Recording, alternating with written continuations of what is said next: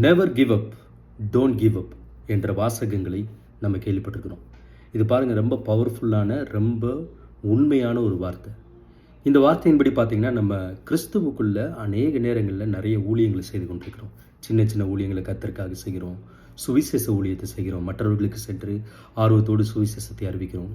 ஆனால் இதிலெல்லாம் பெரிய மாற்றங்களை நம்ம பார்க்க முடியாமல் சோர்ந்து போகிற காலங்கள் உண்டு. கர்த்தருக்கு உண்மையாக காணிக்கை கொடுத்து வருகிறோம், அவருக்கு தசம பாகங்களை செலுத்தி வருகிறோம், வாழ்க்கையில் ஆசீர்வாதத்தை பார்க்காம கூட நம்ம இருக்கிற காலங்கள் உண்டு. ஆனால் பாருங்கள், கலாத்தியர் 6:9 கூறுகிறது, நன்மை செய்கிறதில் சோர்ந்து போகாமல் இருப்போமாக, நாம் தளர்ந்து போகாதிருந்தால் ஏற்ற காலத்தில் அறுப்போம் என்று வேதம் சொல்கிறது.